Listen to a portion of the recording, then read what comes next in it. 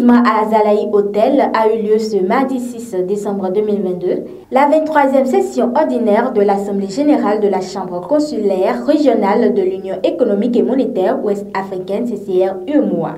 Cette cérémonie d'ouverture s'est déroulée sous l'égide de Halimatou Sadia Azouma, ministre de l'Industrie et du Commerce de la République du Bénin. C'est un honneur pour le Bénin d'accueillir cette 23e Assemblée générale ordinaire de la Chambre consulaire régionale de l'UEMOA.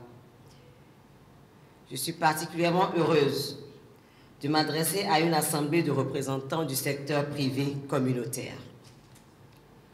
Le choix sur le Bénin témoigne non seulement de la qualité du dispositif de promotion du secteur privé de notre pays, mais aussi et surtout conforte notre gouvernement qui, sous la conduite éclairée de son Excellence le Président Patrice Talon, a réservé une place de choix au secteur privé béninois dans le cadre du programme d'action du gouvernement 2021-2026 afin de donner toute leur place aux acteurs de l'économie béninoise. Au Bénin, le secteur privé est reconnu depuis longtemps comme le principal acteur de développement économique. Il est ainsi prévu que 80% des investissements requis dans ce programme quinquennal soient portés par le secteur privé et que 52% des financements concernent les partenariats publics-privés. L'importance du secteur privé n'est plus à démontrer. En effet, le secteur privé assure 90% de l'emploi dans les pays en développement en général et plus particulièrement dans nos États. Les entreprises privées et leurs activités lucratives fournissent ainsi les biens et services essentiels qui améliorent la vie des individus, génèrent des recettes fiscales intérieures et qui sont indispensables pour stimuler la croissance économique. Malgré les différentes crises auxquelles le secteur privé est confronté, plusieurs objectifs ont été atteints par la CCR-UEMOA et des perspectives ont été établies.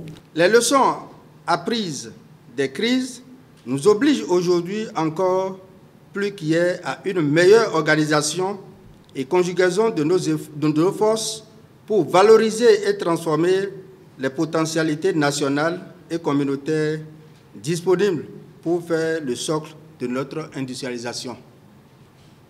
Je voudrais donc saisir la présente occasion pour nous rappeler qu'en tant qu'acteur du secteur privé, il nous revient, avec le leadership du président de la CCR-UEMOA, de mettre en place un forum régional du secteur privé qui constituera un important levier de renforcement de la compétitivité et de la résilience des entreprises de l'espace communautaire et qui vise à servir de cadre de développement d'une coopération dynamique entre le secteur privé de l'Afrique de l'Ouest et ceux des autres régions en développement. Les États membres de notre institution sont confrontés sur la voie de leur développement économique et social à de nombreux défis. Le défi de la transformation structurelle de leurs économies par l'industrialisation, la digitalisation et l'innovation, le défi de l'amélioration de la compétitivité globale des facteurs et le renforcement de la résilience, le défi de la diversification des sources de financement et de financement adéquat des capacités productives. Ce panorama socio-économique conforte l'option que notre institution, la CCR-UEMOA, a pris d'œuvrer aux côtés de la Commission de l'UEMOA au cours de cette mandature pour renforcer la compétitivité et la résilience du secteur productif communautaire, donc de l'économie de l'Union. Ainsi, dans cette logique et dans le cadre des travaux de nos commissions techniques, nous avons porté nos réflexions sur les sujets en liaison avec ces différents défis.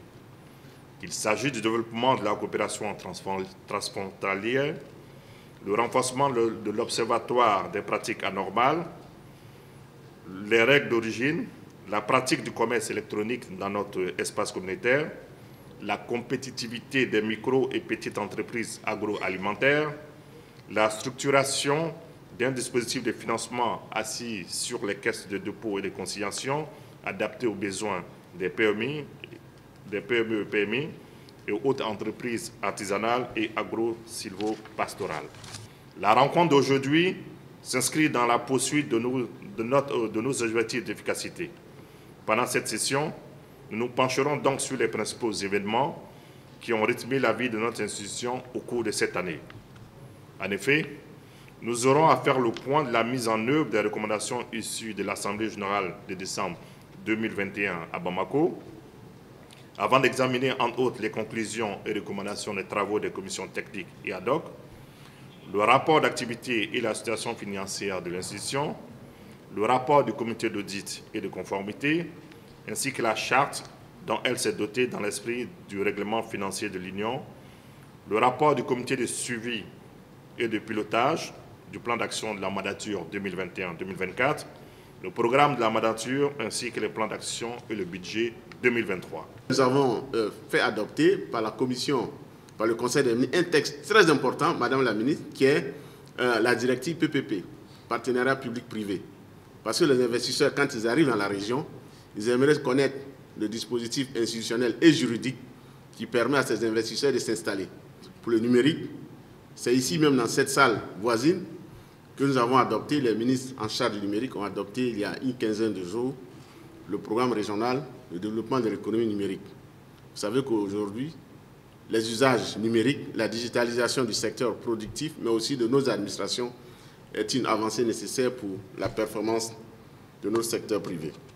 Sans oublier d'autres textes, notamment, nous avons décidé, Madame la Ministre, de mettre l'année 2023 l'accent sur l'industrialisation. Nous avons deux activités majeures, arriver à avoir des pôles de compétitivité industrielle. En termes simples, si beaucoup de pays font l'anacarde, ce n'est pas la peine que tout le monde développe l'anacarde de la même manière. On peut peut-être mettre les usines quelque part, la transformation quelque part, la commercialisation quelque part d'autre. Ce qui fait que la zone, elle aura à développer ses potentialités. Avant de déclarer l'assise ouverte, Madame la Ministre félicite et encourage le développement de la CCR UEMOA dans la promotion du secteur privé. C'est le lieu pour moi de féliciter et d'encourager l'ensemble des entrepreneurs de notre espace communautaire dans leur quête de l'excellence et surtout de l'innovation. C'est sur ces mots d'encouragement et d'espoir que je voudrais souhaiter plein succès à nos travaux et déclarer donc ces assises ouvertes. Une séance photo est venue clore cette cérémonie d'ouverture. Rappelons que la 23e section ordinaire de l'Assemblée générale de la Chambre consulaire régionale de l'Union économique et monétaire ouest-africaine CCR UEMOA se tient du 6 au 8 décembre 2022.